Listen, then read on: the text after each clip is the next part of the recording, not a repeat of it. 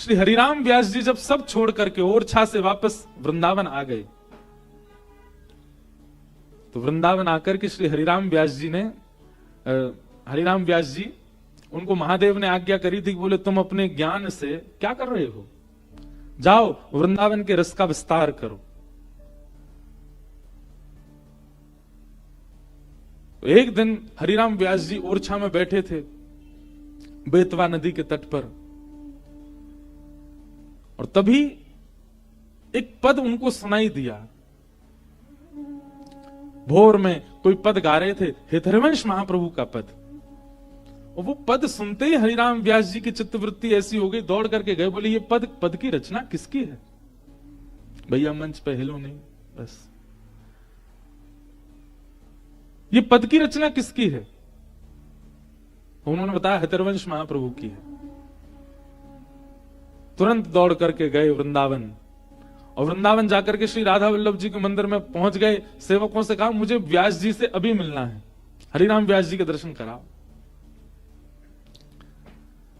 सेवकों ने आकर के कहा, बोले हरिराम हेतरवंश महाप्रभु तो अभी प्रसाद सिद्ध कर रहे हैं, ठाकुर जी का रसोई में है। तो हरिराम व्यास जी बोले हाथ से प्रसाद बनाते रहेंगे, मुंह से मेरे प्रश्नों का उत्तर देते रहेंगे, दोनों काम एक साथ हो जाएगा उनका। किसी ने जाकर के महाप्रभु जी से कहा, हरिराम व्यास जी आए हैं, आपके दर्शन करना चाहते हैं। हमने कहा कि आप अभी प्रसाद सिद्ध कर रहे हैं, तो बोले हाथ से प्रसाद बन जाएगा, मुख से मेरे प्रश्नों का उत्तर दे देंगे। हेतरवंश महाप्रभु बोले उनको बुलाओ। रसोई में ही बुला दिया, बैठा दिया। हरिराम व्यास जी जैसे जाके बैठे तो महाप्रभु जी कुछ सिद्ध कर रहे थे प्रसादी, और जैसे हरिराम व्यास आए तो महाप्रभु जी ने तुरंत चूल्हा ठंडा कर दिया और सामग्री उठा के नीचे धर दी और ऊपर पत्तल पधरा दी, बाद में बनाएंगे सामग्री। बताइए व्यास जी आपका क्या संशय? हरिराम व्यास जी बोले मैं तो संशय का समाधान जानने आया था, पर मुझे तो लगता है मेरी उपस्थिति से और ज्यादा आपकी सेवा में विघ्न आ गया। आपने सेवा क्यों छोड़ दी? भगवान मैं चला जाता हूं, मेरा तो ऐसा भाव था कि आप प्रसाद भी सिद्ध कर देंगे, मेरे प्रश्न का उत्तर भी दे देंगे। तब हेतरवंश महाप्रभु ने इस बात को प्रमाणित किया। वे क्या कहते हैं, आपको लगता है कि प्रसाद बनाना हाथ की क्रिया है, अपने स्वाद के लिए व्यक्ति जब बनाता है तब हाथ से बनाता है, पर ठाकुर जी के लिए जब सिद्ध करता है तब हृदय से बनाता है, तब चित्त से बनाता है, तब आत्मा से बनाता है। और क्षमा करें हरिराम व्यास जी, यदि आत्मा प्रसाद में लगी है, मन चित्त वृत्ति प्रसाद में लगी है, उस समय आपके संशय का समाधान कैसे कर सकता हूं? मन तो एक ही जगह रहेगा, तन की स्थिति है कि वो सब जगह भटक जाता है। मुख से एक काम हो जाएगा, हाथों से दूसरा काम हो जाएगा, पैरों से तीसरा काम हो जाएगा, कानों से चौथा काम हो जाएगा। हरिराम व्यास जी के उन्होंने तो प्रश्न किया ही नहीं है अभी, केवल स्थिति से ही उनके सारे शंकाओं का समाधान होता जा रहा था। और महाप्रभु जी बोले देखो कितनी बड़ी विडंबना, इस आपकी प्रक्रिया से एक बात सिद्ध हो गई कि तन एक समय में कितने काम कर सकता है। ऐसा तन भगवत सेवा में कैसे लग पाएगा? वो आंख से किसी और को देख भी लेता है, मन से किसी और को सोच भी लेता है, कानों से कुछ और सुन भी लेता है, मुख से तीनों से विलग बात बोल भी लेगा, हाथों से भी कोई और क्रिया कर लेगा। एक समय में 10 क्रिया करने की सामर्थ्य मन में है, 10 जगह भटकने वाला वह मन, वह तन भगवत सेवा कैसे करेगा? तन भगवत सेवा नहीं करता, आत्मा ही भगवत सेवा करती है, मन ही भगवत सेवा करता है। और जब तक मन, जब तक आत्मा, जब तक चित्त वृत्ति सेवा में नहीं जाएगी और आप केवल तन को प्राधान्य मान करके सेवा करेंगे, आप दोष कर रहे हो, आप गलत कर रहे हो। स्थिति कैसी होनी चाहिए? जब सेवा में लगे हैं, कई बार मैं भी सेवा में होता हूं ना लाल जी की में, तो कई बड़े परिचित लोग आते हैं, पारिवारिक लोग आते हैं, और उनको लगती है हमको कई गुना देख रहे हो, ये हमारी तरफ कई गुना देख रहे हो। कई लोग ऐसे परिचित भी हैं, कथा प्रेमी, वो भी आते हैं, वो लाल जी को नहीं देख रहे, वो ऐसी जगह आके खड़े होते हैं, हमको देखें, हमको देख के फिर बुलावें, हमसे कुछ बात करें। उस समय बड़ी विडंबना, दुविधा पड़ती है, कैसे करें? हम स्वयं कथा में कह रहे हैं कि सेवा में और क्या हुआ वह सब पता चल रहा है, तो यह भी एक अपराध है सेवा में। नहीं, लाला तो इतना प्रेमी है सेवा को। यशोदा मैया तो के मैया तो को दूध प्यारो की पूत। मैया बोली लाला मुझे तो तू ही प्यार हो। अच्छा मैया तो मुझे अपनी गोद में लेके दूध पिवाए थे। यशोदा मैया दूध पिवा रही हैं और दूध पी रहे हैं ठाकुर जी गोद में बैठ के, और यशोदा मैया ऐसे दही मथ रही हैं और दही मथते मथते दूध पिवा रही हैं। अब ठाकुर जी को वहां में रही है दिक्कत। ठाकुर जी बोले जे दही ज्यादा प्यारो लग रहा हो मैया जी, सबरे गौरस ज्यादा प्यारे लग रहे हैं, मैं दूध पी रहा हूं, मेरी तरफ ध्यान ना है। जैसे दूध कहीं औट रहे हो और निकर के बाहर आने लगो तो मैया लाला को दूर ऐसे पटक के चली गई समारवे दूध। ठाकुर जी बोले मेरी सेवा में विघ्न डाल वारो जो भी हो वह कुछ छोड़ूंगा नहीं। तुरंत ठाकुर ने सबरे गौरस फोड़ दिए। वहीं दामोदर लीला प्रकट हुई भागवत जी में। क्या सिद्ध किया ठाकुर जी ने? बोले भैया मोकू अगर घर में पधरायो है तो जितनी देर मेरी सेवा में रहो, चित्त वृत्ति और कहीं नहीं जानी चाहिए, और कोई स्मृति और कोई ध्यान उस समय आपके रहना नहीं चाहिए। मेरे तो गिरधर ही गुणगान, मेरे तो गिरधर ही गुणगान, मेरे तो गिरधर ही गुणगान। गाओ मेरे तो गिरधर ही गुणगान, मेरे तो गिरधर ही गुणगान, मेरे तो गिरधर ही गुणगान। यह मूरत खिलत नैनन में, यह मूरत खिलत नैनन में। जो नहीं गावेगो वाकू बगल वाले की सौगंध है। ये पद यहाँ गाए जा रहे हैं, ये वही पद हैं जिनसे श्रीजी बाबा एक और बात याद आ गई मुंह को। कल हमारे एक पंडित जी हमसे बोले महाराज जी श्रीजी बाबा कौन है? श्रीनाथ जी में कोई बाबा है श्रीजी बाबा? मैंने कह अरे श्रीनाथ जी को श्रीजी बाबा बोले। फिर मुझसे क्या बोले, थोड़ी देर सुनो ना, रुको रुको। फिर मुझसे कहते महाराज जी कल आप यूं कह रहे थे कि कुंभन दास जी पे आरसी नहीं थी, सो ठाकुर जी उनके सन्मुख बैठ करके तिलक स्वरूप करवाते थे। कौन सी गाड़ी थी कुंभन दास जी की जिसकी आरसी नहीं थी?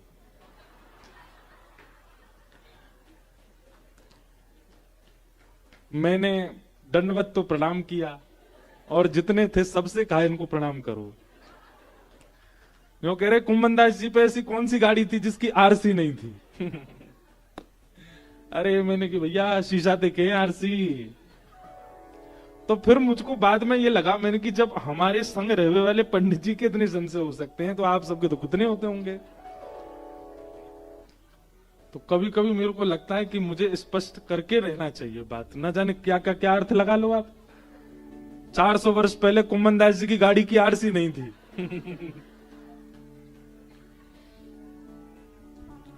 सेवा किसे कहते हैं? जहां तन प्राधान्य नहीं है, मन प्राधान्य।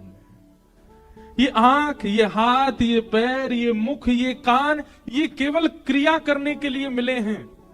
इनकी क्रिया विशेष नहीं होनी चाहिए, आत्मभाव प्रिय विशेष होना चाहिए। कृष्णदास कह रहे हैं मेरे तो गिरधर ही गुणगान, मेरे तो गिरधर ही गुणगान। सेवा करूं तो उस समय कैसा भाव होना चाहिए? आहा,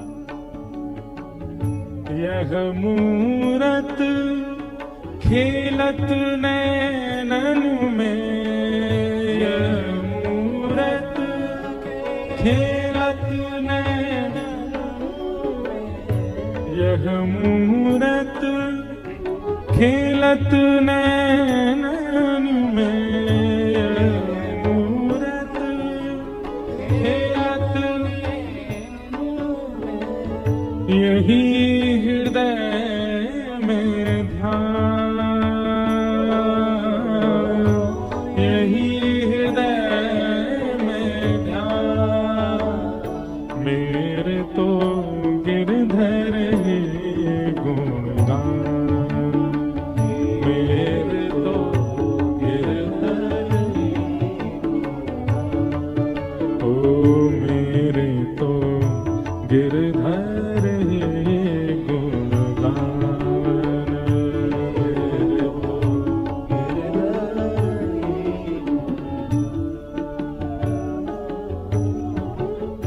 चरण रेणु चाहत मन मेरो,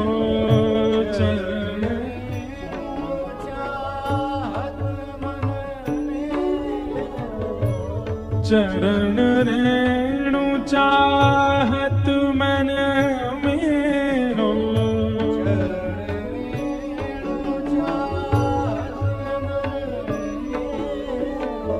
यह दीजो वरदान,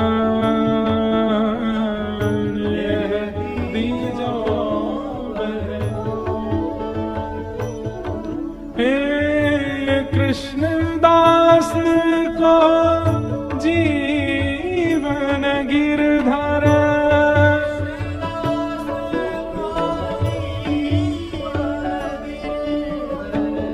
कृष्ण दास को जीवन गिरधर,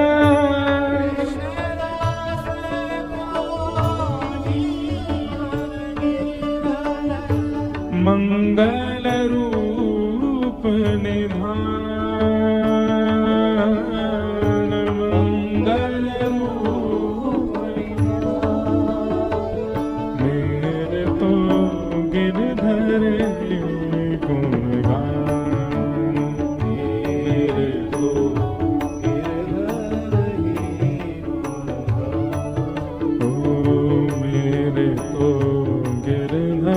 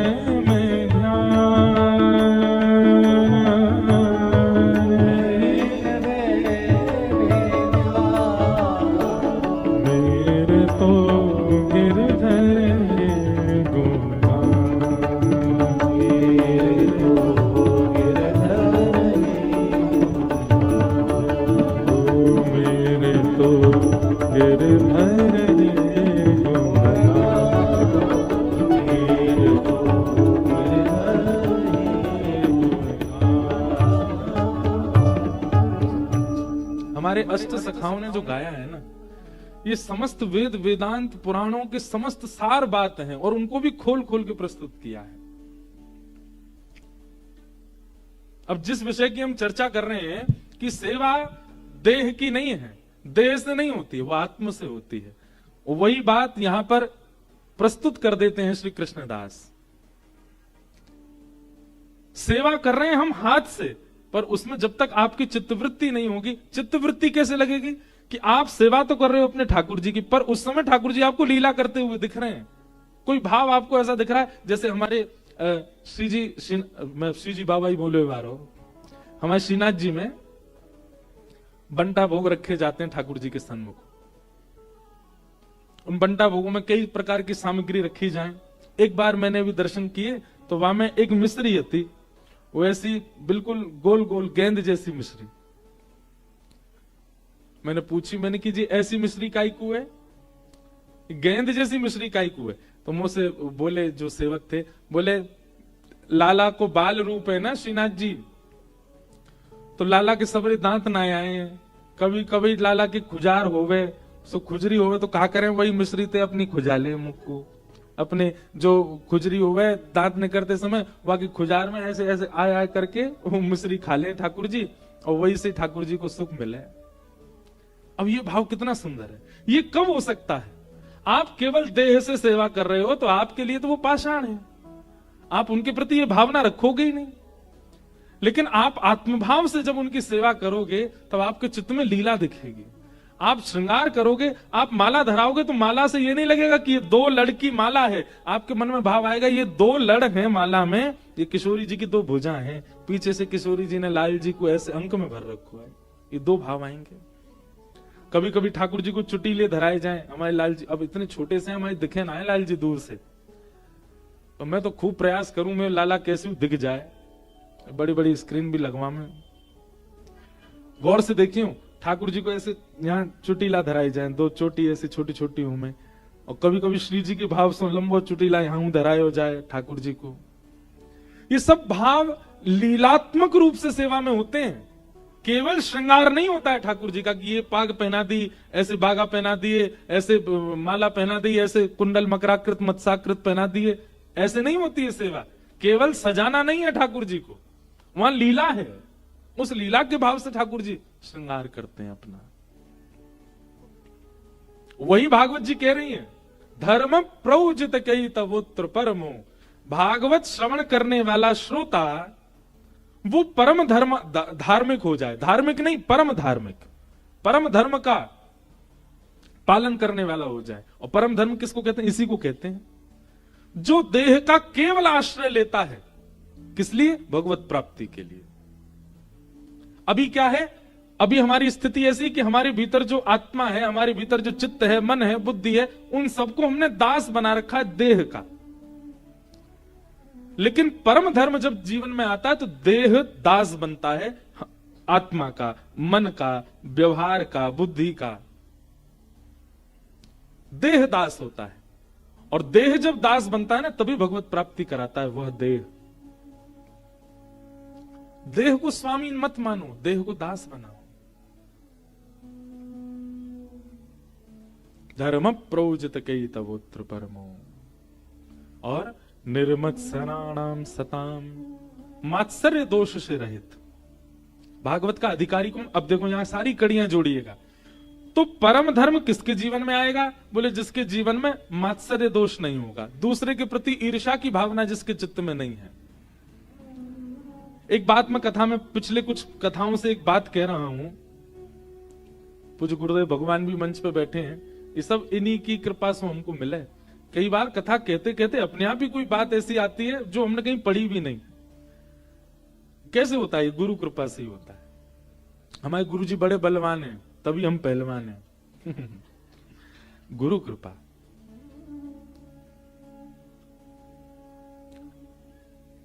और वो बात क्या है? जितने भी दोष हैं एक मानव के भीतर प्रकट होने वाले, समस्त दोषों से युक्त व्यक्ति भगवत प्राप्ति कर सकता है। काम, क्रोध, लोभ, मोह, ईर्ष्या, द्वेष, अभिनिवेश, अहंता, चिंता, ममता, जितने भी दोष हैं संसार में, इन सब को अंदर ही रहने दो, सबसे भगवत प्राप्ति हो जाएगी। केवल एकमात्र एक दोष है ईर्ष्या। ये ईर्ष्या दोष यदि आपके चित्त में, तो भगवत प्राप्ति संभव नहीं।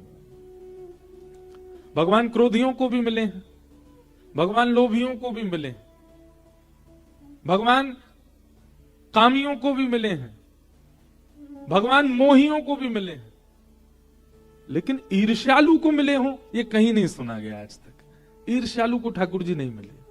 भक्तमाल जी में भी कोई ऐसी कथा ढूंढ के लाओ, मिल जाए तो, जहां ईर्ष्यालु को भगवान मिले हो, नहीं मिल सकते। ईर्षावान व्यक्ति को भगवत प्राप्ति नहीं होती। हां, ईर्षावान व्यक्ति भगवत गुरु कृपा से ईर्ष्या दोष को नष्ट कर दे तो भगवत प्राप्ति संभव है। नहीं तो लोभी, मोही, कामुक, हर व्यक्ति के दोष के साथ भगवान ने दर्शन दिया उसको। उसके दोष हैं तब भी दर्शन दे रहे हैं ठाकुर जी, लेकिन ईर्ष्यालु को नहीं।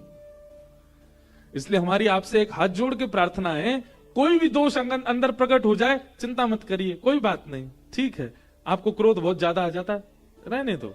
आपको किसी वस्तु के प्रति लोभ की भावना, अच्छी बात, कोई बात नहीं, ठीक है।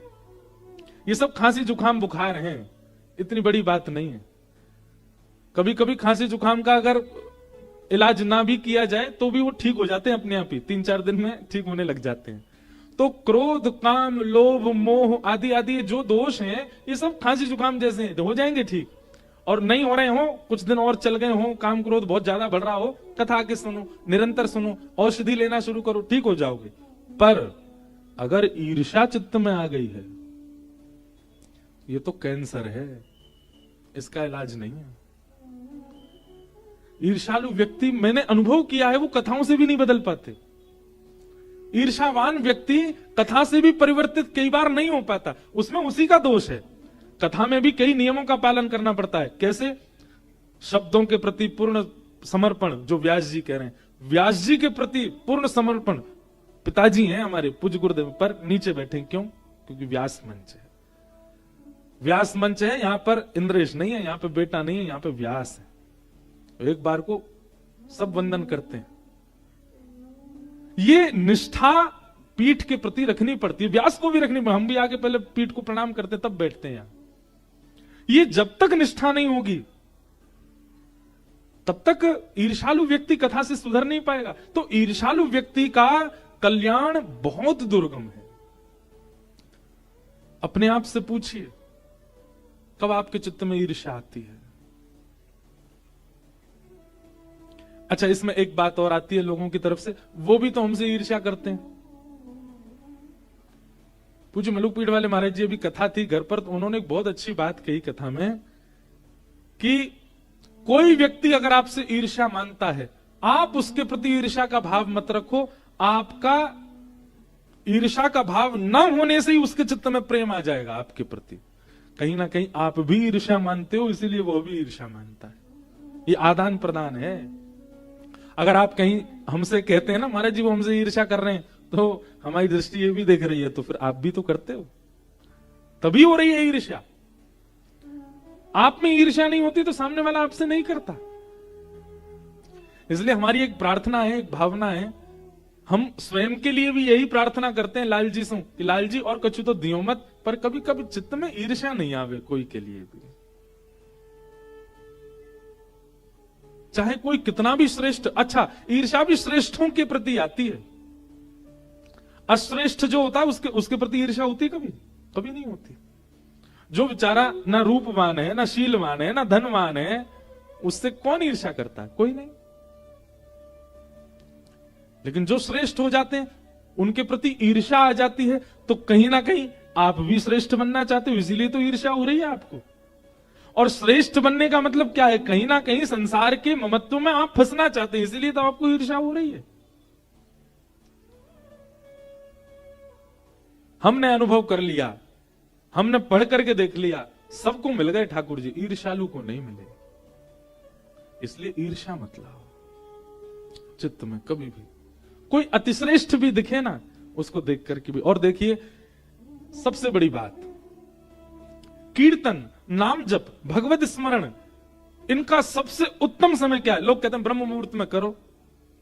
कीर्तन, नाम जप, इन सबका श्रेष्ठ समय क्या है? ब्रह्म मुहूर्त। कोई कहता है रात्रि सोते समय करो। ये मक्खी भी विशेष है। कहीं ना कहीं हमको गर्भगृह में जाने का अधिकार नहीं होगा। श्रीनाथ जी की जेब वहां घुसे आती होंगी, श्रीनाथ जी के बंटा भोग पे घूमे आती होंगी, उनके चरणन में डोले आती होंगी, वहां के इत्र को भी नेक सूंघी आती होंगी। श्रीनाथ जी बोले होंगे मैं तो जाना रहा हूं कथा में, जाओ चरण छू के तुम ही जाओ, ब्यास की नाक पर बैठ जाओ। तो तब से डोल रही हैं। पहले तो मन में यही आ रहा कि यार ये मक्खी क्यों नहीं हटाई आते। अभी अभी कहते कहते भाव आए, वो गर्भगृह में जा सके या कोई रोक टोक नहीं है।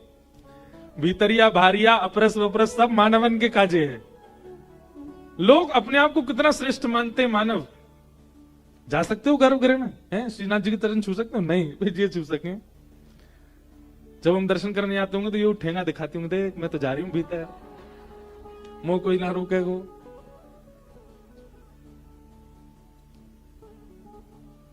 क्या बता रहा था मैं? कहां थी कथा? ईर्ष्या, इसके प्रति भी नहीं हुई मुझे। अच्छा है।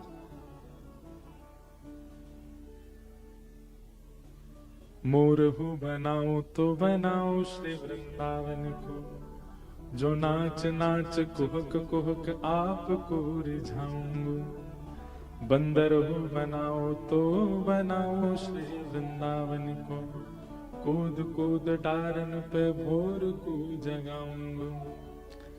हमारी प्रेम लक्षणा भक्ति का स्वभाव कितना सुंदर है। यत्र प्रविष्टो सकलोपि जंतु आनंद सच्चित घनताम उपैति।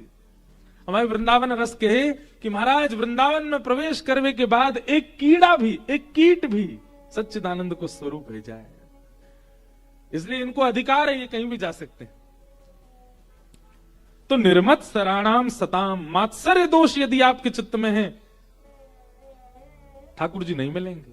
और मात्सर्य दोष की दो ही औषधि हैं। क्या? सबसे पहला गुरु कृपा। आपके ईर्ष्या दोष पर ठाकुर जी नहीं रीझेंगे, बाकी सारे दोषों से भी ठाकुर जी मिल जाएंगे आपको। लेकिन ईर्ष्या दोष देखते ही ठाकुर जी कदम पीछे कर लें, जाते ना मिलना मुझे, ईर्ष्यावान है। ईर्ष्या दोष देखने के बाद भी अगर गुरु कृपा कर दे तो आपका कल्याण संभव है। कहीं ना कहीं जहां ठाकुर जी अपने हाथ पीछे कर ले, वहां गुरु कृपा से काम बन जाता है। ईर्ष्यालु व्यक्ति के ऊपर भी गुरु कृपा पहला प्रसाद। और दूसरा कथा के प्रति निष्ठा, सत्संग के प्रति निष्ठा। और निष्ठा का मतलब एकाग्र चित्त से सुनना नहीं होता। निष्ठा का मतलब सुनने के बाद कर्तव्यों में लाना होता है। कथा तो बहुत लोग सुनते हैं, बहुत ध्यान से सुनते हैं, मैंने बहुतों को देखा है। व्यास मंच से ना तो नाम लेना है, ना किसी के प्रति संकेत करना है, पर कई बहुत समीप रहने वाले लोगों को भी मैंने बहुत ध्यान से देखा। कथा तो बहुत सुनते हैं, एक स्थिर होकर के सुनते हैं, पर कर्तव्य में दिखाई नहीं देती है। तब मन में एक क्षोभ होता है कि सुनी गई बात केवल सुनी गई, उसको लाया नहीं गया चित्त में। इसलिए निष्ठावान श्रोता उसको मानो जो सुनने के बाद तुरंत उसको लागू करता है चित्त में, वो निष्ठावान है। तो ईर्ष्यालु व्यक्ति की दो ही औषधि हैं, या तो गुरु कृपा या फिर निष्ठा से सत्संग का श्रवण। आप कुछ नहीं, सामान्य सी बातों का ही पालन करना प्रारंभ कर दो। कथा की सुनी गई सामान्य सी बात, उन सामान्य बातों से ही परिवर्तन दिखने लग जाएगा। और भैया ये कीर्तन करना नाम जब, हाँ ये बता रहे थे हम, कीर्तन नाम जब कब करना चाहिए? बोले ब्रह्म मुहूर्त में करना चाहिए। हम कह रहे हैं ब्रह्म मुहूर्त में करो, रात में सोते समय करो, जब भी करो। पर आप अपने दोषों को जानते हैं कि आपके भीतर कौन कौन से दोष हैं। जब भी वह दोष प्रकट होता हो, जब भी वह दोष छलांग मारता हो चित्त में, तुरंत बैठ जाओ। जैसे किसी का रूप देखते ही आपको ईर्ष्या होती है। अभी अभी आपने, जब हमने ईर्ष्या की बात करी ना, सही बताना, उन सब का चिंतन आया था चित्त में जिनसे आपको ईर्ष्या हुई है। वो है पीछे वाली गली में रहता, उससे ही है हमको थोड़ी सी। ए बुआ का बेटा है, उसी से चल रही है आजकल हमारी, ठीक नहीं लगता। समझ में आ गया ना? बोलते ही आपके चित्त में कोई ना कोई आया होगा। अब जब भी वह सामने आवे, जब भी वो सामने आवे और आपको लगे कि हाँ ईर्ष्या भैया, वही समय नेत्र बंद करो। कृष्णाय वासुदेवाय हरे परमात्मने प्रणतः क्लेशनाशाय गोविंदाय नमो नमः। वसुदेव सुतं देवं कंसचानूरमर्दनं देवकी परमानंदं कृष्णं वंदे जगद्गुरुं। वंशी विभूषित करानविनीरदाभात् पीताम्बरादरुणबिम्ब फलाधरोष्ठात् पूर्णेन्दु सुंदर मुखा अरविंद नेत्रात् कृष्णात् परम किमपि तत्त्वमहं न जाने। जैसे ही ईर्ष्या जिसको देख करके होती है, वो सामने आवे, तुरंत नेत्र बंद करो और नेत्र बंद करके ठाकुर जी का मधुर स्मरण करो। और स्मरण केवल बोल करके नहीं, उस समय प्रकट होना चाहिए चित्त में। चांद सा सलोना मुख लटे घूंघरारे हैं, चांद सा सलोना लटे घूंघरारे, भौए हैं कटीली आंखें तिरछी कटारे हैं, भौए हैं कटीली आंखें। अब जिसके प्रति आपकी प्रतिस्पर्धा है वो सामने खड़ा है और आप नेत्र बंद करके ठाकुर जी के रूप माधुरी का दर्शन कर रहे हो या को चंदन सो महके बदन हो मेरा, या पे अटक गया मन हो मेरा, या पे अटक गया। आप मुझे याद करोगे उस दिन, जिस दिन जिसको देख के ईर्ष्या हो, नेत्र बंद करके इसी भाव का चिंतन करना। छोटे से गोपाल जी हैं, उनके दो तत्व। आज मुझे एक सुबह मंगला में एक लाली आई, बोले महाराज जी मैं हर दिन राधा रमण जी के दर्शन करूं चित्र को। मैंने कहा अच्छा। महाराज जी पिछले 1 महीना से हम बड़े व्याकुल हते। मैंने कि क्यों? श्री राधा रमण जी के एक भी दतुइयां नहीं दिखी। राधा रमण जी के रोज दांत दिख जाते हैं, जब भी वो बहुत प्रसन्न होते हैं दांत दिखते हैं। बोले राधा रमन जी के पिछले 1 महीना से दांत नहीं दिखे। मैंने कहा अच्छा, पर महाराज जी जादना श्री लाल जी को उत्सव नाथ द्वारा प्रारंभ भयो ना, वादना लाल जी की दतुइयां दिख रही, श्री लाल जी प्रसन्न है रहे। अब मानवे को तो लोग मानेंगे, नहीं मानवे वाले जाऊ ना मानेंगे, बोलो कुछ भी हो अपने भी बात बना दी, अपने लाला को सब जगह प्रधान बता दें। बताओ राम जन्म को उत्सव भी 11 तारीख को भयो, राधा रमन जी की दतुइयां 11 तारीख को दिखी, इनके लाल जी को उत्सव भी 11 तारीख को प्रारंभ, सब ने जोड़ दें लाल जी थे, हम तो जोड़ेंगे, अच्छे जोड़ेंगे, मानो चाहे मत मानो। तो जिसको देख के ईर्ष्या का भाव आता है, ये सूत्र है। जिसको देख के क्रोध आता है, जिसको देख के काम प्रकट होता है, जिसको देख करके कुछ भी ऐसे भाव आते हैं, तुरंत नेत्र बंद कर। वनमाल गले सोहे मुरली अधर पे, वनमाल, चिंतन करो, वनमाला गले में पहन रखी है, अधर पे मुरली धारण कर रखी है, और पीत पट झोका खावे पतली कमर पे, पीत पट झोका खावे पतली कमर। होया के मधुर रसीले वचन, ओ मेरा या पे अटक गया मन, ओ मेरा या पे अटक। अरे भैया ये है कौन? राधा रमण मेरो, राधा रमण रे,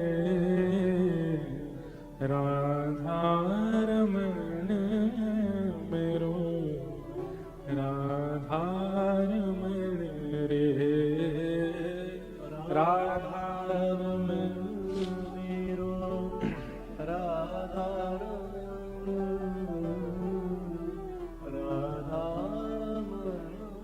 मेरो। आप याद करेंगे उस दिन मुझको, जिस दिन ईर्ष्यालु व्यक्ति आए, नेत्र बंद करके ठाकुर जी का ध्यान करो, आप पुनः नेत्र खोल के देखेंगे ना, आपकी ईर्ष्या नष्ट हो चुकी होगी, अब उसको देख के ईर्ष्या नहीं होगी। अब वो जब भी आपके आगे आएगा, आपको उसको देख के प्रेम ही होगा। जिसको देख करके उसके रूप पर कहीं काम आपके चित्त में आ गया हो, उसी समय काम, जिनको देख के लजा जाता है, लजाना मतलब क्या कहते हैं, अपने ऊपर शर्म खाता है, बोले मैं काय बात को काम, ठाकुर जी को देख करके, जिसको देख के काम उद्दीपन हो रहा हो, तुरंत ठाकुर जी का कीर्तन करना प्रारंभ कर दो, नेत्र खोल करके जब उसको पुनः देखोगे, काम प्रकट होगा नहीं। कीर्तन का, भजन का, नाम जप का सबसे उत्तम समय क्या है? जब भी आप जब भी ऐसा व्यक्ति, जब भी ऐसा व्यवहार, जब भी ऐसा प्रसंग होता है जिससे आपके चित्त में दोष प्रकट होता है, उसी समय कीर्तन का सबसे श्रेष्ठ समय है, वो सबसे उत्तम समय है कीर्तन का, उसी समय कीर्तन करो।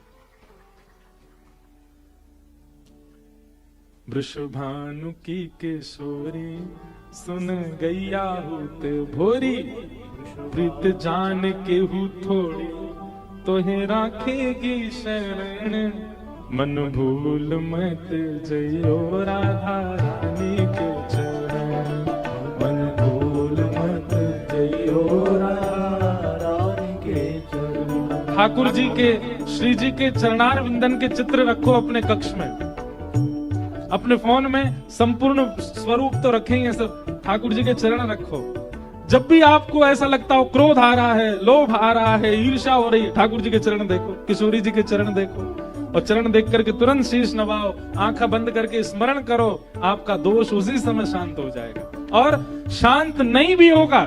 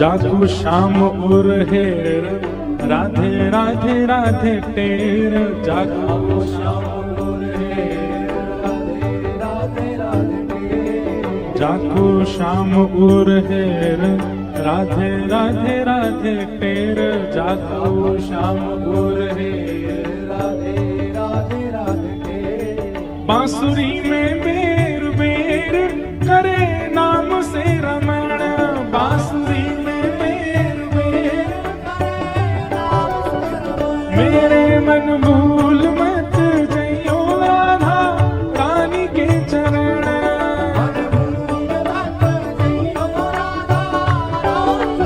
मेरे मन भूल मत जइयो श्यामा प्यारी के चरण,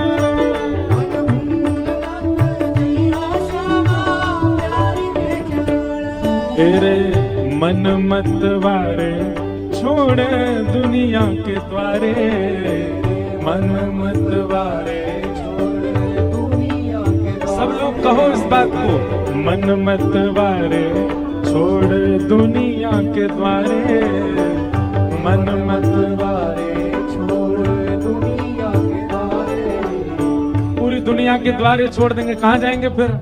ओ राधा नाम के सहारे कर जीवन मरण, राधा नाम के सहारे कर जीवन मरण, ओ राधा नाम के सहारे सौंप जीवन मरण, राधा नाम के सहारे सौंप जीवन मरण, मेरे मन भूल मत जइयो राधा रानी के चरण,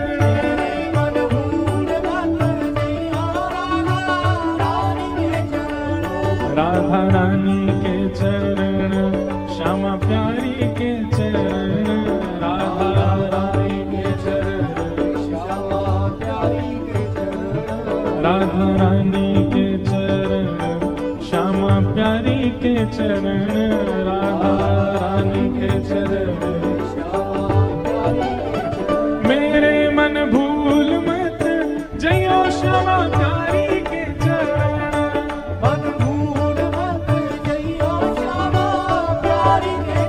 मेरे मन भूल मत जइयो राधा रानी के चरण, मन भूल मत जइयो श्यामा प्यारी के चरण, मेरे मन भूल मत जइयो श्यामा प्यारी के चरण, मन भूल मत जइयो श्यामा प्यारी के चरण।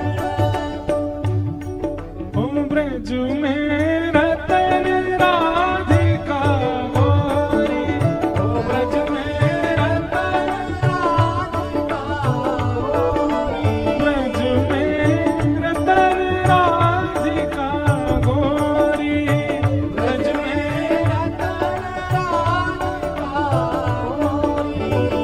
राधिका गोरी, राधिका गोरी, राधिका गोरी, राधिका गोरी, राधिका गोरी, राधिका गोरी, राधिका गोरी, राधिका गोरी, ओ ब्रज में, हाँ ब्रज में, हे ब्रज में रतन राधिका गोरी, ओ ब्रज में रतन राधिका गोरी, ब्रज में रतन राधिका गोरी, ओ ब्रज में रतन राधिका गोरी, हे कुंज निकुंजन विहरत दो, कुंज निकुंजन विहरत दो, हाँ विहरत दो, विहरत दो, विहरत दो, विहरत दो, हे कुंज निकुंजन विहरत दो, कुंज निकुंजन विहरत दो, और यमुना जल खोरी, और यमुना जल खोरी, हे कृष्णदास प्रभु गिरधर नागर, कृष्णदास प्रभु गिरधर नागर, कृष्णदास प्रभु गिरधर नागर, कृष्णदास प्रभु गिरधर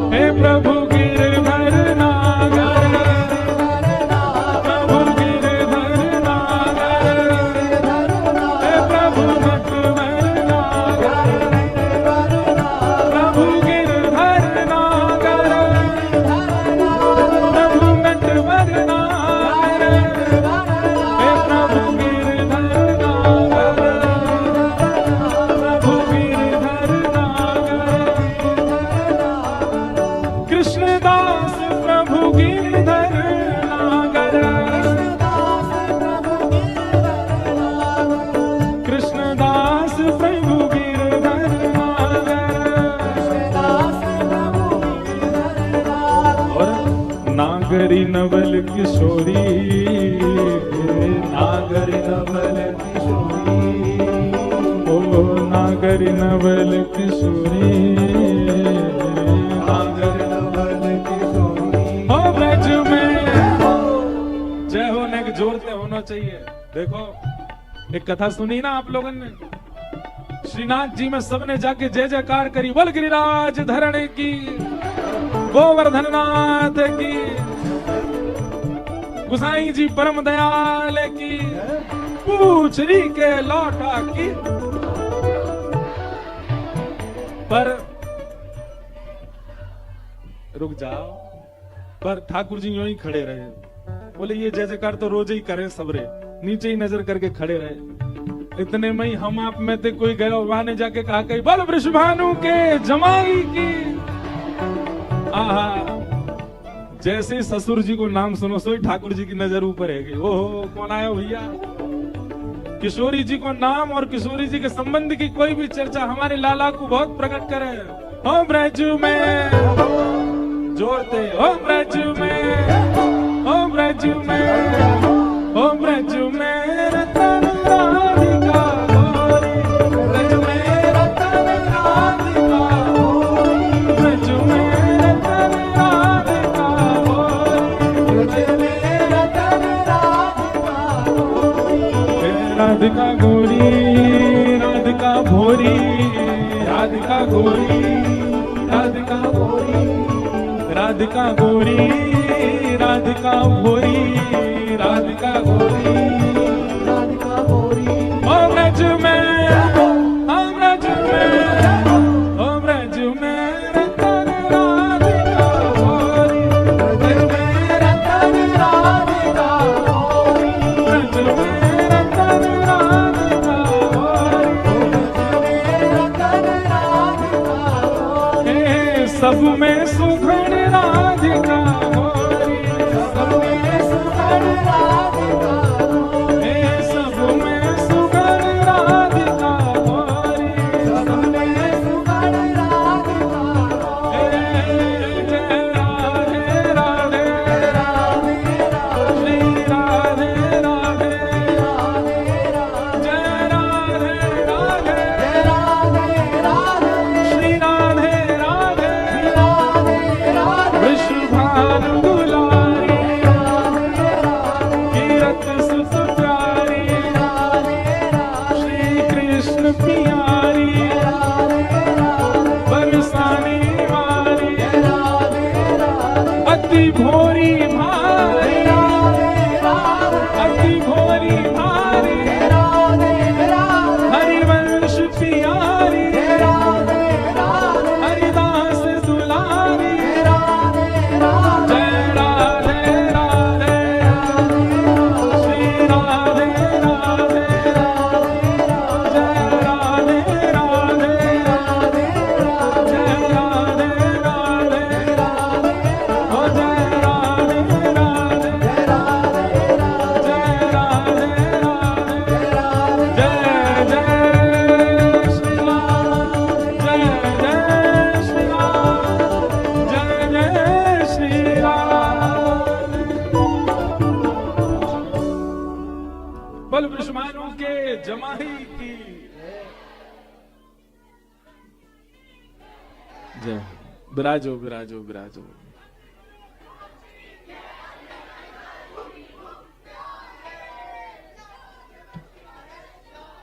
बैठ जाओ, विराज जाओ।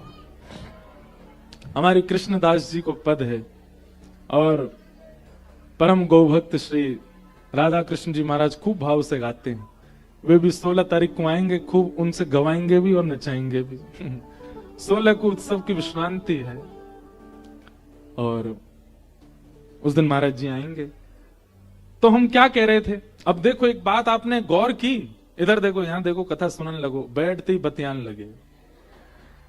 जितनी देर आप नृत्य कर रहे थे, जितनी देर आप कीर्तन कर रहे थे, जितनी देर आप कथा सुनते हैं, काम, क्रोध, लोभ, मोह, ईर्ष्या कहां चले जाते हैं? सब भाग जाते हैं, पता नहीं, दिखते ही नहीं है कहां है।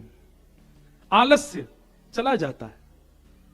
भोग वृत्ति जो हमारी है भोगों के प्रति, वो सब शांत हो जाती है कथा में, सत्संग में, कीर्तन में। इसका मतलब क्या है? कीर्तन का सबसे उत्तम समय, जब भी कोई भाव ऐसा प्रकट हो रहा हो, जब भी कोई दोष प्रकट हो रहा हो, उसी समय कीर्तन करने लगो। इसीलिए हमारे यहां कहते हैं जपात सिद्धर, जपात, पूरे दिन जप ही करते रहो, पूरे दिन। अच्छा एक और बात, पूरे दिन जो जप में लगे रहते हैं, कहीं ना कहीं मुझे ऐसा लगता है कि अतीत में जब वस्तु मिल जाती है ना, तो उसका फिर हम वैसा भाव नहीं रखते, उसके प्रति वैसा सम्मान नहीं रखते। या तो आप लोगों की चित्तवृत्ति ऐसी एकाग्र हो गई हो कि सबसे आपके संपर्क टूट गए, अब कहीं नहीं, बिल्कुल एकांत में रहते हो, तो आपका नित्य भजन में आप चलते फिरते एक हाथ जब भी चल रहा हो, दूसरा एक गोलगप्पा खिला दो हमको, यहां से जब भी चलता जा रहा है। ऐसे थोड़ी। कई महापुरुषों के दर्शन किए, अब मैंने तो महापुरुषों के नाम लेने बंद कर दिए मंच से, क्योंकि भीड़ इतनी हो जाती। फिर एक महाराज जी का मैंने स्मरण कर लिया था किसी पॉडकास्ट में, नाम नहीं बताया, वो बाबा मुझे ढूंढ रहे हैं, वो मैंने थोड़े बहुत कुछ भाव बताए, लोग बाग पहुंच गए वहां। ऐसे नहीं, जबरदस्ती नहीं किया करो। ठाकुर जी कृपा अनुग्रह करके खुद ही कुछ दर्शन किसी महापुरुष का करा दें तो अच्छा है। नाथ द्वार में भी ऐसे में एक महापुरुष विराजते हैं,